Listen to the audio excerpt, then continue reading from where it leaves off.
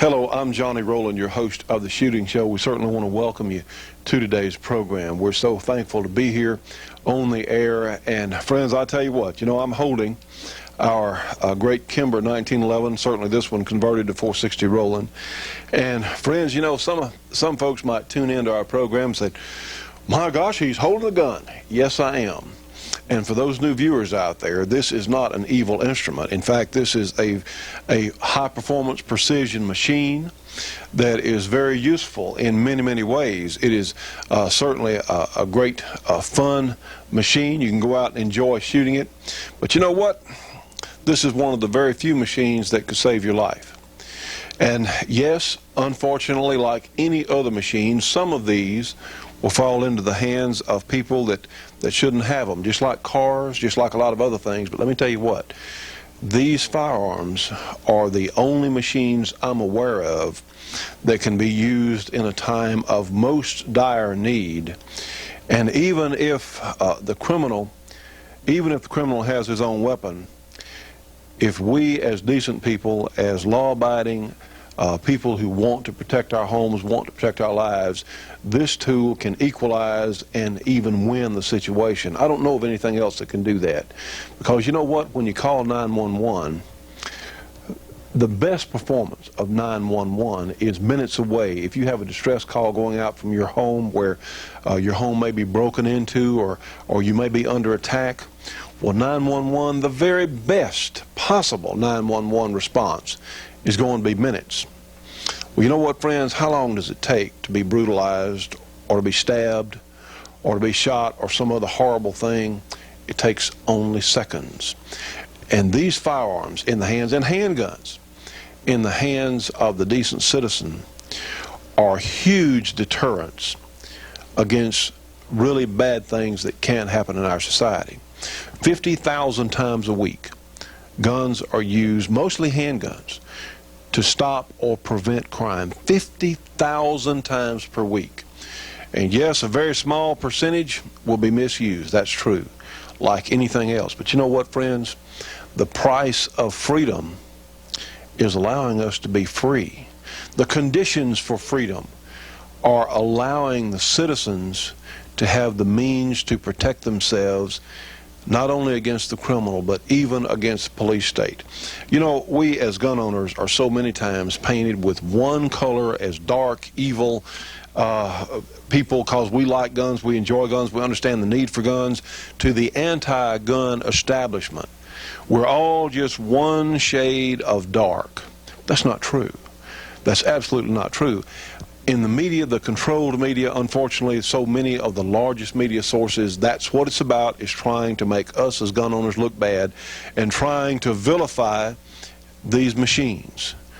And let me tell you what, if people like Sarah Brady, if Sarah Brady was under personal attack and someone slid a gun across the floor to her as she was being brutalized, let me tell you what, I'll bet you she would be so thankful if she could get her hands on a gun and do something about what was happening to her. Now, that's true, friends. These are things that we're talking about reality. Unfortunately, so many of the anti-gun, the socialist liberals, do not deal in reality. But that's what we deal in. There's only one way to win this fight that we're in, to retain our freedom, to retain our gun rights, and that is to educate more Americans, get more of the truth to more people all over this country. That's how it's going to be done. That's why we're here today on television. We're so thankful for all of you that have helped us be on the air, because here we are again today because of you. Certainly our sponsors help, but a huge part of our sponsorship comes from our viewing audience, and we want everyone to know how much we appreciate your contribution. We also appreciate the Christmas cards, the nice letters you write, because that helps to keep us going. A little encouragement goes a long way. And yes, we'll have some out there who just don't like guns, who don't think we need them in our society, but you know what, friends? I would have to say, those are very short-sighted people that have not read history, people that can't comprehend what's gone before, the things that other governments have done to their population once they had control. Well, this is the United States of America. We have freedom here. This was a grand experiment. We're only a couple of hundred years and a little better into this grand experiment. And the experiment was this: can a population, can a people govern themselves without a dictatorship, without an all-powerful authoritarian group? Can it be done? Well, you know, that question has been answered for all these 200 plus years here in the United States. It can be done, but only when we have a moral population, people that care about what happens to the future, to their children, to their families, to their very country. It works when people are willing to pay the price of freedom, and you know that price is eternal vigilance. As we start 1999, all of us face challenges on preserving our integrity, our country, and our future. Now, we're here today with the Shooting Show because we believe that it can be done. And all of you out there who would like to help us, you can join our Gun Owner Rights Association, because we're going to do some things that no other organization is or has done. We've got to reach more people with our message about gun ownership, about gun safety, about gun ownership responsibility. We have to do it, friends, or we're going to lose everything. We're not just going to lose our gun rights. We're going to lose our freedom. We're going to lose our national sovereignty. This thing can still be turned around. I believe there are enough people out there who care that can be reached. I believe that. And many of you that have contributed to our program also believe that. Friends, if you can help us, if you'd like to join our GRA, you can send $50 for an annual membership here to the program. And of course, our standard address, The Shooting Show, 327 Irvin Rowland Road in Beverly, Louisiana. The zip code is 71024. Life memberships are $300, and I think that's enough, because if we don't turn this thing around, if we don't make a difference, you don't have to worry. 5 or 6 years, we won't have guns anyway. And that's why we're here today, friends. We're trying to just tell the truth, to spread the truth about reality, about what has happened in history, and about who we as gun owners are to as many Americans as possible. We thank you for being with us. We have a great show today. We're going to do a couple of look backs. Our features that we have taken from previous programs the last week or so have been extremely popular. We've gotten a lot of very nice phone calls and comments on some of these features, and so we're going to do a couple of things. We're going to go back and look at a couple of features that we've run on the program in the past. We also have a feature on our new 460 cartridge, something I think you'll find interesting. And friends, we hope to have, thanks to you, thanks to our viewing audience, some folks out there that have been helpful on this, we hope to have guns and ammunition on sale for our 460 by the end of January. And I plan to be at the SHOT Show in Atlanta the first week of February, and we're going to be displaying our guns and the new cartridge, of course. And it looks like we're going to have a rifle. Progress is underway on a rifle, a carbine, for the new cartridge, and we think this is going to be the best self-defense carbine, or certainly it's going to be a great police carbine for that matter, for some of the law officers out there that want more stopping power and certainly controllability. But for all of us, this is going to be a very useful cartridge and combination, those of us who want something like this. And we're excited about that. We're going to do a demonstration in just a few moments when we open the program. We had an ice storm here last week. Remember, we had a rerun this past week because the FedEx plane was iced in on the runway here in Shreveport. So, but we have certainly a unique intro that we're going to be doing for you here in just a moment. But tell you what, just to show you what can happen here in northwest Louisiana. A lot of folks think we live somewhat in the tropics here, and take a look at some of these scenes outside our front door there on the farm. And in fact, and I think we have one from down on the range that I think you'll find interesting. And I tell you what, even my dog didn't quite know what to make of the ice storm. But here we are again today. We're so thankful to be here, and let's go ahead and start another shooting show.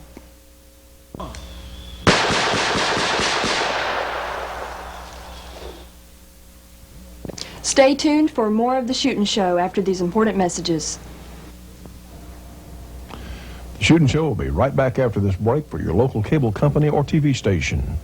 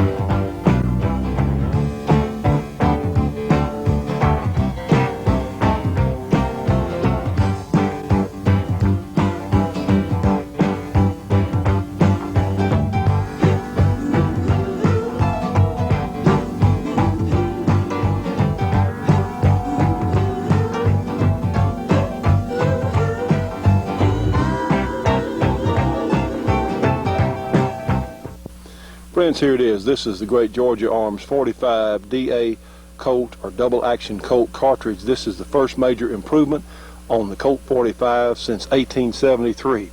They have this in loaded cowboy ammunition. They're also selling brass, so you can load your own combinations. This cartridge case is absolutely a joy to work with. We're even seeing improved accuracy, we think due to the slightly larger rim on our 45 DA Colt case. You can get a free catalog, or you can order these from Georgia Arms, 1-800-624-6861 for their entire lineup, and please tell them you saw it here on our show. Now friends, of course, the cowboy load is mild but super accurate. And of course, you can take your hand loads up to the limit of what the loading manuals will allow. The great 45 double action Colt cartridge from Georgia Arms. Give them a call today, friends. A free phone call with a free catalog. And let us remind you that Georgia Arms also has a complete line of other handgun ammunition and rifle ammunition. Friends, we live in strange times. If I could, I would try and put some ammo back. No one knows what's going to be happening with legislation in the future, and of course Y2K coming up. It wouldn't hurt anybody to have some extra stores on hand if you enjoy shooting your gun. So give Georgia Arms a call, get their great catalog, free phone call, free catalog, and please tell them you saw it here on our show. And now we're going to take a look back in the past. Here's a feature we ran in 1992 from Smith & Wesson. I think you'll enjoy this. Horace Smith and Daniel B. Wesson, two names forever synonymous with excellence and artistry in firearms development and manufacturing. Their contribution to American history is immeasurable. Over 100 years after this historic pairing, the Connecticut Valley Historical Museum and the Smith & Wesson Company assembled a unique firearms exhibition to celebrate their illustrious history. The Artistry in Arms exhibit will tour a multitude of museums across the United States, concluding in Raleigh, North Carolina in 1994. The first stop for the exhibit after its formal opening in Springfield, Massachusetts in July 1991 is the Gene Autry Western Heritage Museum in Los Angeles, California. Now come back in time with us and meet Horace Smith and Daniel Wesson as they begin their careers and the formation of Smith & Wesson.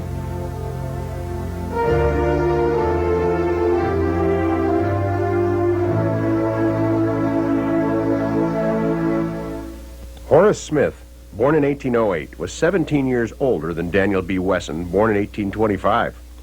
Both men had grown up in the firearms business, Horace apprenticing at the U.S. Armory in Springfield, Massachusetts, and Daniel in his brother Edwin's rifle shop. While working with his brother, D.B. Wesson had a keen interest in crafting fine target pistols. Horace Smith, after leaving the Armory, established his own shop in Norwich, Connecticut, where he manufactured many types of arms. One of the most unique was a revolving pistol that had been invented by Orville Percival and Asa Smith in 1850. The two cylindrical drums located under the barrel contained the powder, balls, and primers. Each time the arm was fired, these drums were rotated 180 degrees for recharging the firearm. By 1850, both Horace Smith and D.B. Wesson were operating as independent arms manufacturers, doing contract work for various other individuals. It was in this capacity that Smith & Wesson had the opportunity to work together for the first time at the Robbins and Lawrence Armory in Windsor, Vermont. Their first achievement as a team was an improvement on a repeating firearm. This pistol was a lever-action style handgun that featured a tubular magazine, allowing the arm to be rapidly fired as fast as the lever could be operated. The potential of this arm, which fired a full self-contained cartridge, encouraged the two men to form a partnership.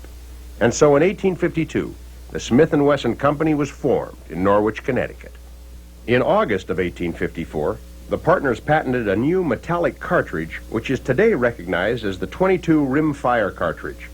However, they could not make this new cartridge function in their lever-action pistols.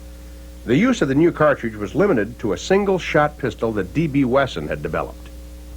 By 1855, Smith & Wesson had serious financial problems and were forced to sell the company and lever-action patents to Oliver Winchester. In 1856, D.B. Wesson developed a small revolver to fire the rim-fire cartridges patented in 1854.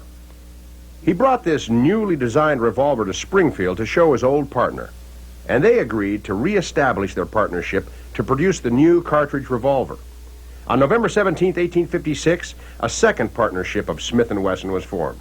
This partnership was the Smith & Wesson Revolver Company of Springfield, Massachusetts. When the partners tried to patent the new revolver, they were informed that a Mr. Rowland White held a patent of April 3, 1855, which included the most important feature of the new revolver. This feature was a cylinder where the charge holes had been bored completely through. This was necessary for loading the cartridges into the rear of the cylinder. Although Rowland White's design was for a front-loading percussion revolver, its design required that the cylinder be bored completely through. The two partners successfully negotiated the right to this patent and soon began production of their own revolver called the Model 1. The firm's early revolvers are of the tip-up design. In this design, the barrel is tipped upward over the top strap so that the cylinder can be removed for loading or ejecting the spent cartridges. By the 1860s, the company was producing both 22 and 32 caliber rimfire revolvers. The larger of these, called the Model 2, was a popular sidearm for officers in the Civil War. A smaller 5-shot, called the Model 1.5, was developed in 1865 as a pocket 32 caliber revolver, helping to round out the Smith & Wesson line of handguns. As we move on to Case 4, we have the opportunity to study Smith & Wesson's efforts to produce a large military 44 caliber revolver. One of the early attempts in this direction was the large solid frame 44 rimfire model of 1867. This revolver was loaded through a loading gate located in the right side recoil shield. To extract the cartridge, the rod under the barrel was removed and used to drive the empties out of the cylinder. The chain was connected to the extractor rod to prevent its loss. The model of 1867 was not considered practical and never placed in production. This was followed by a 41 caliber rimfire produced on the design of its early tip-ups. Since the revolver was only a 4-shot, it was not accepted as a practical military arm, and less than 100 units were produced. In the summer of 1870, Smith & Wesson introduced its Model 3 44 caliber top brake revolver. The Model 3 was the first practical large frame cartridge revolver to be commercially manufactured. The U.S. Cavalry ordered 1,000 of these models, but the largest order Smith & Wesson received came from the Tsar of Russia. Between 1871 and 1878, the Russian government contracted for over 138,000 of the Smith & Wesson Model 3s. The company produced 3 different Russian models. The arms going to Russia were stamped with the Smith & Wesson company name in the Cyrillic Russian language. With the orders coming from the Russian government and the popularity of the new Smith & Wesson top brake design, Smith & Wesson established itself as a manufacturer of military arms. The new top brake system was a vast improvement over the tip-up design. In this system, the cylinder and barrel are tipped downward, activating a star-shaped extractor that automatically ejects the spent cartridges and exposes the cylinder for rapid reloading. The Smith & Wesson Model 3 was further improved upon by a major in the U.S. Cavalry, George W. Schofield. Major Schofield's improvement was to move the locking latch from the rear of the barrel to the frame. This allowed the cavalry officer to open the revolver with his thumb, making it possible to unload and reload the arm while at full gallop and in the heat of battle. With the U.S. Army's acceptance of the 45 caliber Model 3 Schofield, the demand for all of Smith & Wesson's large caliber revolvers grew. The factory could not supply enough of its revolvers to meet the demand of America's frontier. In Case 6, we see the evolutionary development of Smith & Wesson's small frame top brakes and the development of their first self-cocking or double actions, as we call them today. The first small top brake revolver was the model of 1871, a 32 rimfire built as a scaled-down copy of the larger Model 3. This revolver was too complicated to manufacture. By 1876, Smith & Wesson had modified the design and introduced a 38 single action, a Spurch rigger revolver nicknamed Baby Russian. As important as the revolver was, the new 38 Smith & Wesson cartridge, introduced to be fired in it, became one of the most accepted cartridges in the world and had a longevity far beyond the original model for which it was designed. The development of Smith & Wesson's double-action revolvers began in 1872 with an inquiry from the Russian government for a .44 self-cocking revolver. Smith & Wesson built the model of 1872 and submitted it to the Russians. It was never placed in production. Smith & Wesson's line of double-action revolvers were finally introduced in 1880. One of the most interesting of this line is the rare .44 double-action, which was lightened by milling away all excess metal. This model became known as the Wesson favorite, for it had been designed by D.B. Wesson, who was now sole owner of the firm, having purchased Horace Smith's share of the company in 1874. In the late 1880s, Smith & Wesson began the development of the adjustable-sighted target revolvers and pistols. The first was the new Model 3 target, which was used by such greats as Annie Oakley and Ira Payne. This was followed in 1893 by a line of single-shot target pistols to compete with the popular Stevens single-shot pistol. For the law enforcement community, Smith & Wesson introduced the .38 New Departure. This hammerless double-action revolver was the beginning of a long line of Smith & Wesson hammerless models, including the current Model 640. One of the most unique target revolvers displayed is the tiny 6-inch barrel 22 hand ejector. This revolver was Smith & Wesson's original Lady Smith and was very popular between 1902 and 1920 with women target shooters. In Case 7, the revolvers look like the modern guns of today. These are the handguns which led the way to the contemporary design of Smith & Wesson revolvers. The .32 hand ejector, Smith & Wesson's first side-swing revolver. The legendary .38 military and police revolver, introduced in 1899 and still in production today, with more than 5 million of these famous K-frames being produced. With the .38 M&P revolver, or Model 10 as it is now called, Smith & Wesson introduced a new cartridge, the .38 Special, a cartridge that has been the workhorse for lawmen and sportsmen since its introduction in 1899. In 1908, the famous .44 hand ejector with its triple locking system set the design look for all future N-frame models featuring the fully shrouded extractor housing. Next in importance to the .38 military and police model was Smith & Wesson's development of the .357 Magnum cartridge and revolver from which it was fired. There is no disputing that this revolver, which ushered in the era of Magnum handgunning, was the finest revolver ever built by Smith & Wesson. With the .357 Magnum and the onset of World War II, the evolutionary story of this display ends. We thought you'd enjoy this historical presentation because these guns laid the foundation for the modern revolvers we have today. Now stay tuned, we're going to have a feature on our new .460 cartridge after the break, so we'll be right back with more of the Shooting Show. Stay tuned for more of the Shootin' Show after these important messages. The Shooting Show will be right back after this break for your local cable company or TV station.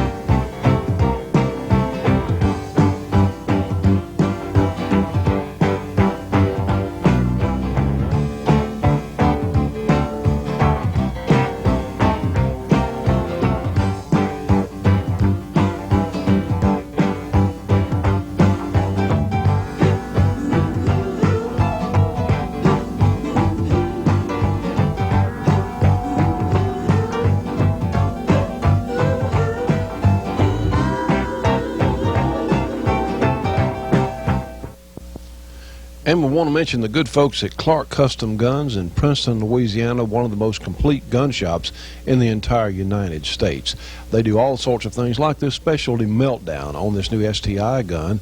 Also, they have an excellent staff of people to help you with guns such as these Benelli Super Black Eagles, taking 3.5-inch magnums, a complete line of handguns, semi-automatics, revolvers, all sorts of neat things in the shop there. And of course, here's Mr. Jim Clark himself out helping a customer, some of the nicest people you'd ever want to meet.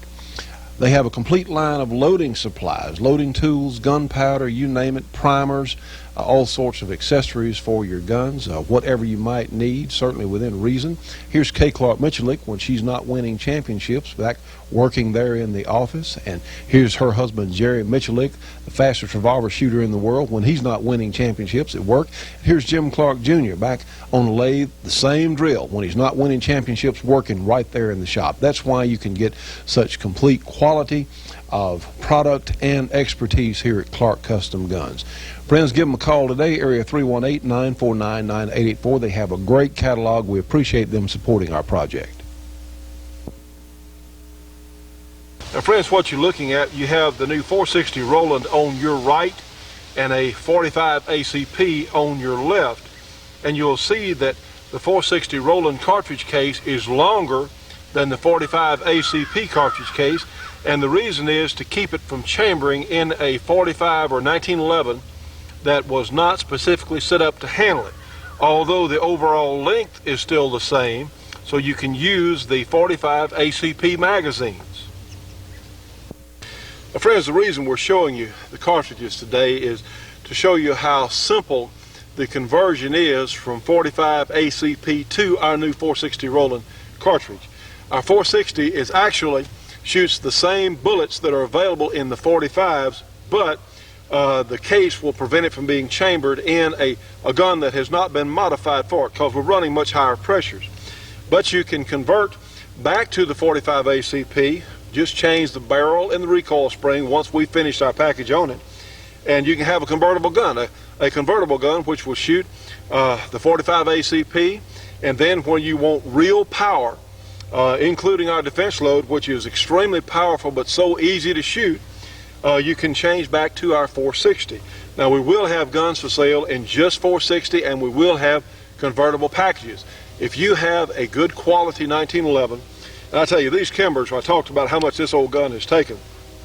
These Kimbers are the toughest 1911s I'm aware of. They're very, very strong guns, but I think the Springfield Armory and the Colts and a couple of others would probably work just fine once we finish the package. There's some modifications we have to make to the slide, and certainly this is a Douglas Premium Match Grade barrel in the 460 with the Clark Custom Guns compensator on it. So it's a very important combination of things to make it work. And of course, on the revolvers, we can rechamber the 45 ACP cylinders on the Ruger Blackhawk so you can shoot our 460. And of course, on the 625 Smith & Wessons, loads with full moon clips, just load it right up there, and you have 44 Magnum class power without the with all the muzzle blast and recoil. Yeah, they do have some kick, but let's show you something right now. We have a target bar here from the good folks at that make the targets we use on the program, some of the cutouts there, and they have a little target frame here. It has a sliding top. And I'll show you something. Let's take our full charge 460 here, our 1911, and we're going to place it about an inch or so, maybe about an inch underneath the bar. And let's see if it hits that bar. You watch it. Now, this load we're shooting full charge over 900 foot-pounds of muzzle energy. Let's see how much recoil it has. My hearing protectors in, yes, they are loud. Now watch, just about so much right here. Now see, friends, it never touched. And we're about, I guess an inch and a half underneath our full charge 460. All right, let's take a 4-inch 44 Magnum, same difference here, and let's see what happens. Watch the bar. Same difference. See, we hit, believe it hit it, don't you? You can see the dramatic difference there, friends. And really, that's one of the things I had in mind, was to make a super powerful cartridge for the 1911 that would be much easier to shoot than a 4-inch 44 Magnum. In fact, this particular load has more power out of this 1911 because it's more efficient than the 44 full charge load we were actually using in this gun. So regardless of whether you want a gun to go hunting with or a gun that certainly can be used for home defense, that's another problem that the 44 Magnum has. There aren't a lot of loads. You've got to go way down to get a load that was suitable for home defense or personal defense, whereas we've got a load specifically made for defensive purposes. Certainly the 44 is a great cartridge, but our new cartridge does some pretty spectacular things that simply has not been available. You know, it's just, the 44 Magnum is just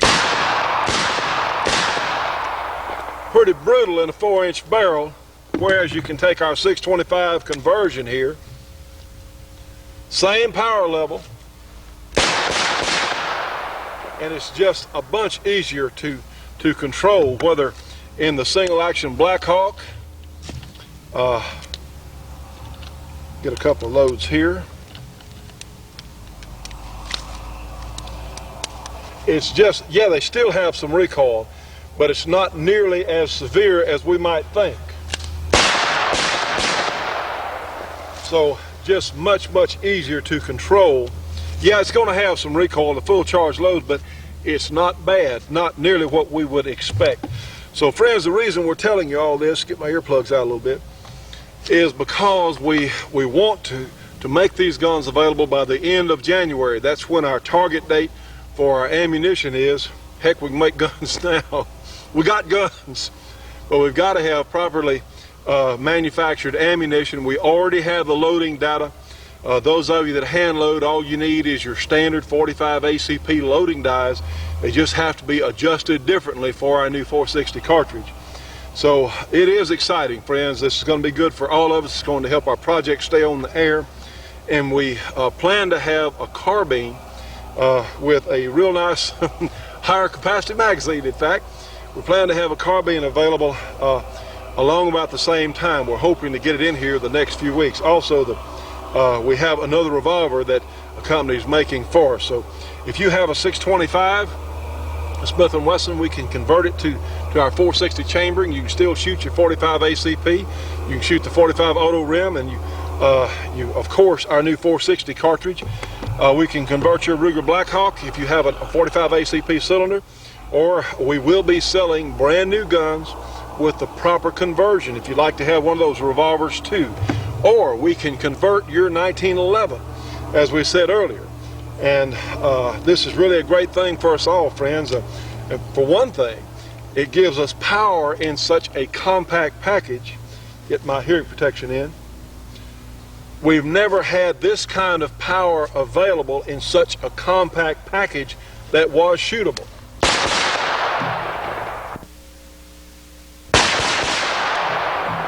I'll tell you what, friends, the 45 is a great caliber, but you get a power level like this with the 45, shooting a load that's been certainly promoted for defense all these years.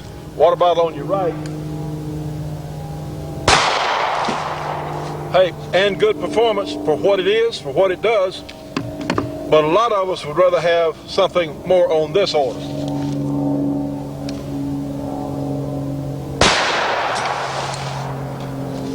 Yeah, there's a difference.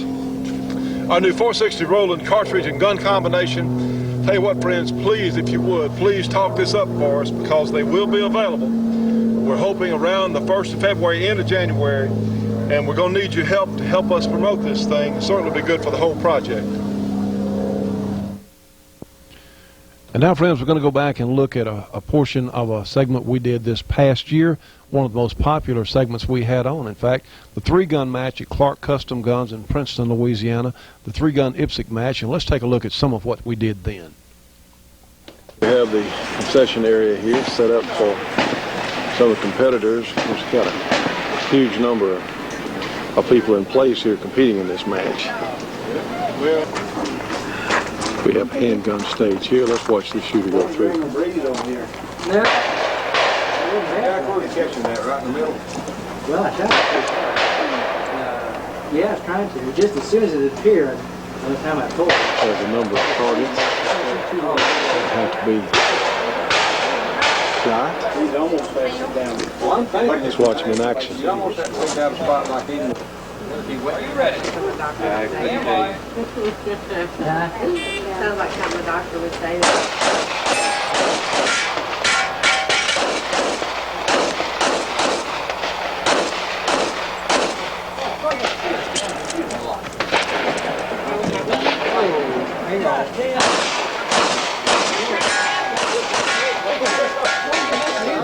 Have a real nice display of race guns here. This is the Sprayer Void Stability. Infinity firearm. The key to bullseye is accuracy. Ours is a combination of speed, power, and accuracy. The power is the weight of the fast velocity. Check out some of these here. So what we between them and All light rifles on display here at their table. then close your eyes. STI. Here's here we're at the rifle stage. Let's see what our shooter's Muzzle going in to the do. safe direction. Safety on. Finger out of the trigger guard. That's all you got to do. Okay, I'm ready. Shooter ready. Stand by.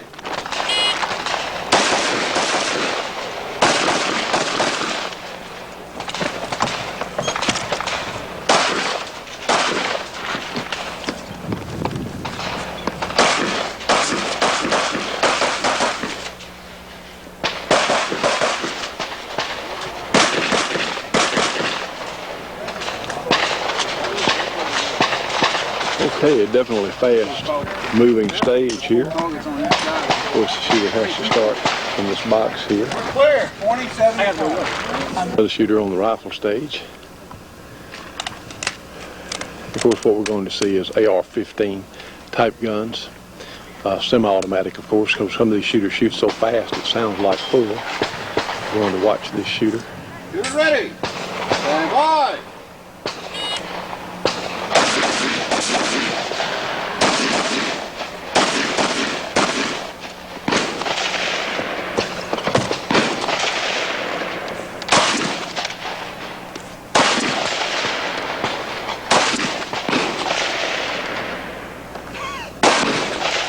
Have a swinging target back here. You can see it.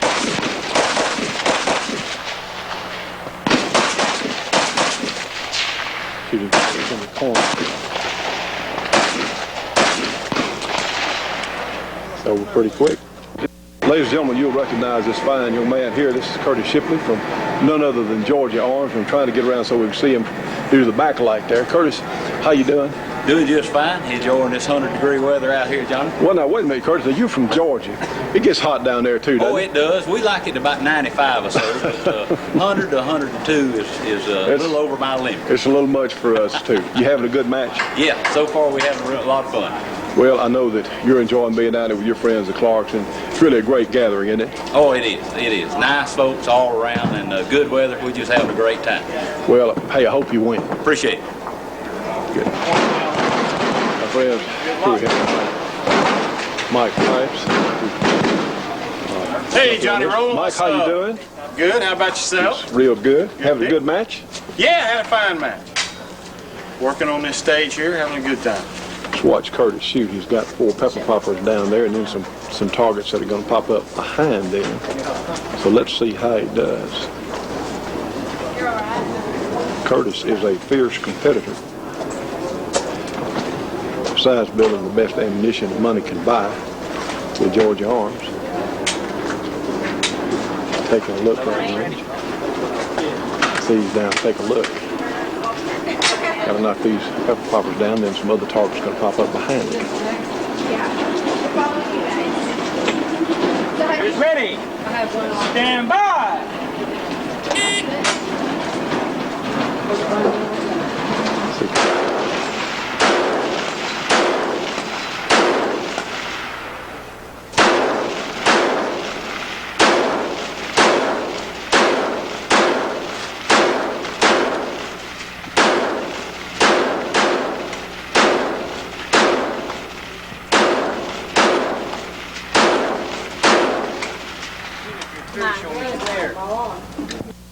Friends, just looking at some of the variations in some of the different guns on sale. This is from Camp Here Custom here in Louisiana.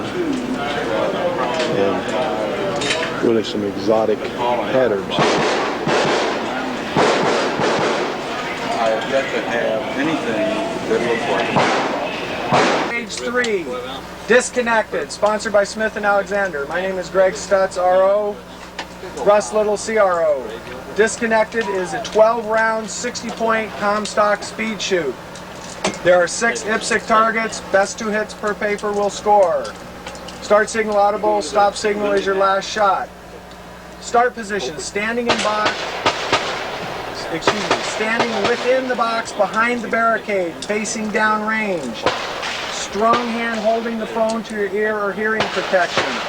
Weak hand in front, pants, pocket, knuckles, and thumb not visible. Stand by! Give it a...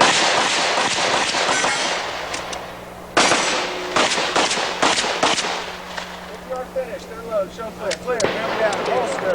Line's clear. Very rapid. 6, 8, 9. Here we see Bruce Pyatt again from New Jersey. Bruce is one of the best all-round shooters in the country. He's here for this meet. We have another fine shooter, Michael Voigt, who is preparing for the meet. Come on.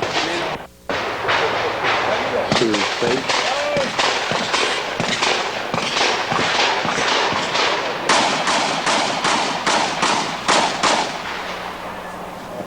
Running.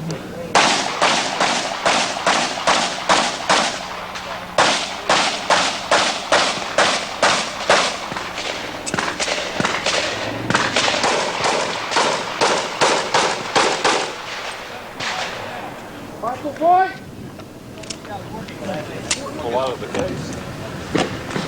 Here we have Joe Bobeth, range officer in here.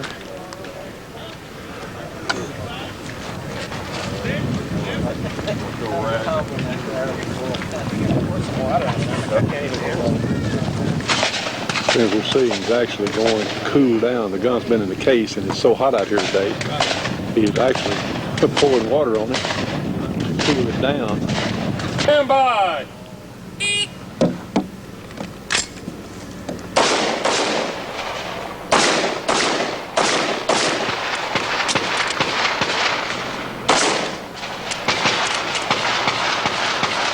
Got a malfunction. Goes with it. Can't see what the problem was. But I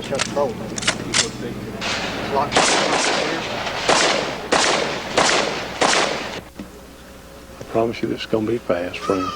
Shooter ready! Stand by! Drop the phone.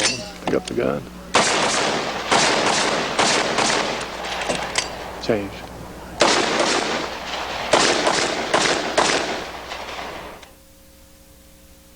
Stay tuned for more of the Shootin' Show after these important messages. The Shootin' Show will be right back after this break for your local cable company or TV station.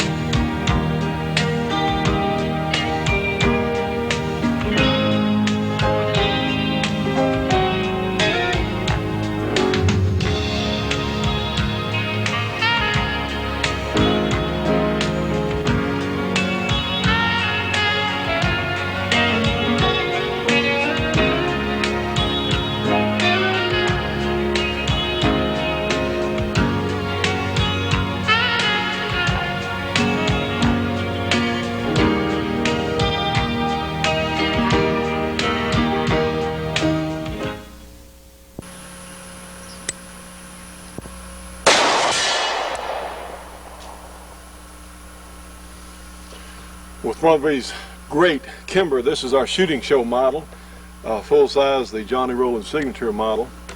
Well, you can make those hits out there with a mirror at 100 yards, and when you can make consistent hits on targets out at 200 yards,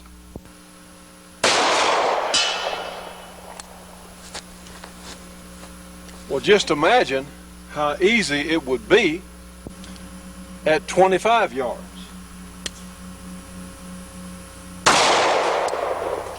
Or at defense range.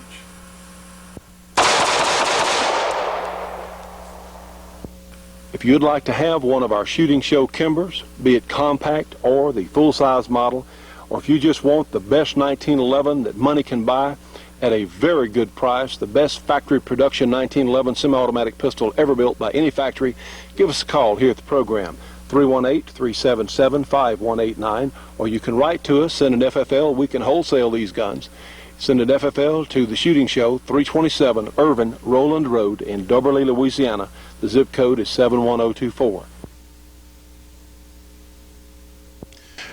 Well, friends, we hope you're enjoying our program today. It is a great pleasure doing it. You'll recognize this fine gentleman here on my right, none other than Leroy Scott, the good judge. Sir, how you doing? Johnny, I guess I'm doing all right. I've got to have a root canal and various other amendments to or changes to my body to make them functional. Well, sir, it looks like you all warm, decked out in a sweater. I showed pictures of the ice storm earlier on the show today. Oh, you did? Yes, I did. This is my response to the ice storm. Hey, it does get cold even here in Louisiana, doesn't it? Especially so because people don't know how to drive and they don't know what to do. That's well stated. I don't know what happens to the minds of people down here when ice gets on the road. It's like, ooh, that'll let us go faster. I don't understand that, but anyway, moving right along, we are very, very pleased. I hear you watch as you're telling us what time it was. Did it? Yeah, it actually did. But anyway, friends, what we're about, this is our 9th year we're beginning. Judge, can you believe that? This is our 9th year on the air nationwide with our shooting show. That's a long time, huh? Yeah, it is a good while, Johnny, and at times I didn't think we were going to make it. Well, but here we are again today, and we're so appreciative of everyone, certainly everyone who's helped us stay on the air. I got this letter in a few days ago. It's an open letter to a liberal friend. It's how it's entitled, To a Liberal Friend. So it darn sure wasn't to me, because I am anything but what we classify as liberals. But it says here, let me read just a little bit of this. It says liberals have frequently denounced the right, or the right wing, as Nazi types due to their attempts to control runaway government. How very ironic. This man remembers the Nazis, and he wanted to share a little about some of their exploits. He says, first of all, Nazi was gutter slang for the verb to nationalize. The official title of the Nazi Party was the National Socialist Workers' Party of Germany. Well, Johnny, the Nazis were exactly that. They wanted all power in the hands of the state. All in the government complete control. Am I correct? Complete control, and that included firearms that were first registered and then confiscated. It included religion. It included education. Absolutely everything. Well, it says here it includes the nationalization of education, health care, transportation, natural resources. Look at our Heritage Rivers thing with millions of acres literally stolen, controlled, stolen by the federal government. National resources, manufacturing, distribution, and law enforcement. And we're seeing law enforcement more and more come under the federal government. And it says here that Hitler came to power by turning the working class, the unemployed, and the academic elite against the conservative republic. Now that's exactly what some of these socialist liberals are doing today. Isn't that true? There's no question about that, Johnny. Well, it also talks about certainly anybody when the Reichstag, remember that government building that Hitler blew up? It was blown up by the Nazis, and Hitler ramrodded an emergency anti-terrorist act through their parliament that gave the Gestapo extraordinary powers. The leader then declared that for the well-being of the German people, all private firearms were to be confiscated by the Gestapo and the Wehrmacht. German citizens who refused to surrender their guns when the Gestapo or the jackbooted thugs came around were murdered in their homes. By the way, the Gestapo were the Federal Marshal Service of the Third Reich. The SWAT team was invented and perfected by the Gestapo to break into the homes of the enemies, or so-called enemies, of the German people. It says when the local police refused to take guns away from townspeople, they themselves were disarmed and dragged out into the street and shot to death by the SA and the SS troops. These were Nazi versions of FEMA, BATF, DEA, and the FBI. When several local ministers spoke out against these atrocities, they were imprisoned and never seen again. Now listen to this. The Gestapo began to confiscate and seize the homes, businesses, bank accounts, and personal belongings of wealthy conservative citizens who had prospered in the old republic. Children were encouraged to tell on their parents all kinds of things. Now, wait a minute, Judge. We're seeing confiscation all over the country in the name of drugs or whatever else, but it's the same thing, isn't it? Confiscation. Exactly the same thing. Now, friends, these aren't pleasant things we're talking about here. And you know what? I wish we could be talking about how accurate, for the whole program, how some 22 long rifles or long rifle guns are accurate. Some other stuff, how the importance of different powders, and that needs to be talked about. But let me tell you what, if we don't talk about the truth on what is happening with what those who would control us, those of us out here who care about our future as free Americans, if we don't talk about it, it's not going to be discussed. Unfortunately, there are so few places on television, a few places on radio that actually talk about reality of what's happening. Judge, how much time do we have left if we don't turn this thing around? Well, Johnny, it's hard to say, but along with what I understand, I haven't read it yet because I haven't been able to find it. But with the new executive order that Clinton's put out, which in essence overturns the Bill of Rights. That's 13107. We're still trying to research that. We're very concerned about that. I'd say we have 2 years left. Now, wait a minute, friends. This can be turned around, but the only way it's going to be done is if we force our elected representatives to be accountable, if we force them to. And we can't just call up there and say, well, you're doing such a great job. We need to call up there and say, why are you letting our freedom be stolen? That's what we have to ask.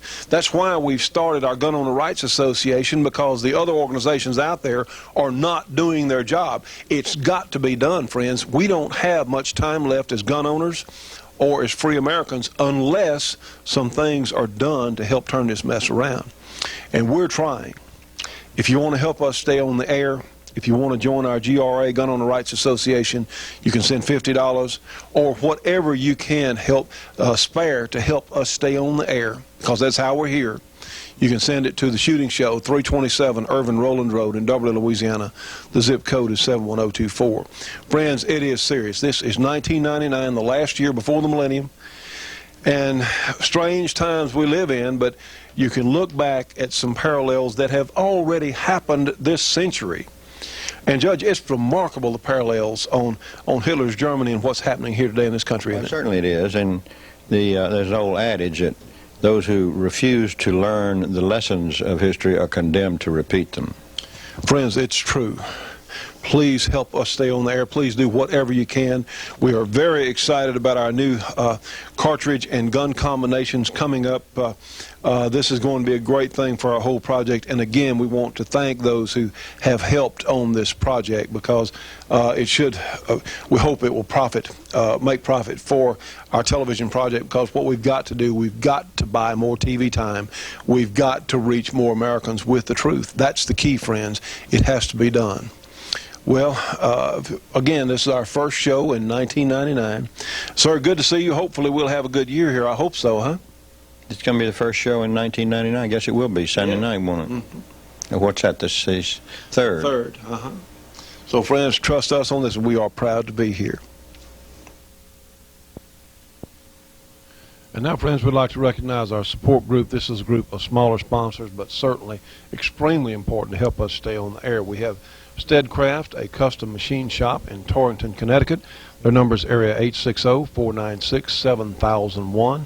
We have Dennis Crocker, a firearms trainer there in South Carolina, authorized to go throughout the state. His number is area 864-587-8722.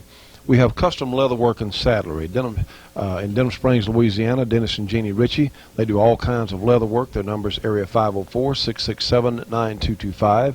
We have our friends out at Camouflage Technologies that do such a remarkable job on painting gun stocks.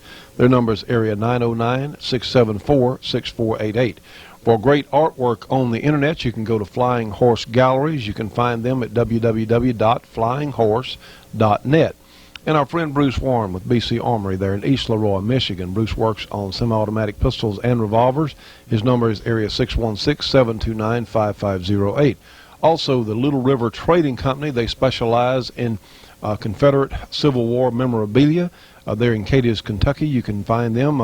Their phone number, area 502-522-6167. Friends, we're very close on time today, but we ask that you remember our gospel show on Sunday morning from 10 to 10:30 Eastern Time, now on G6 Channel 7. They've moved us to Channel 7 at the same time. Also, our radio show on the American Freedom Network on SpaceNet 4, Channel 19, 5.82 audio. Thanks again for being with us today. We hope to have a much better 1999. And, hey, we'll look forward to seeing you on the next show. Friends, this is a 9mm. This is a true submachine gun.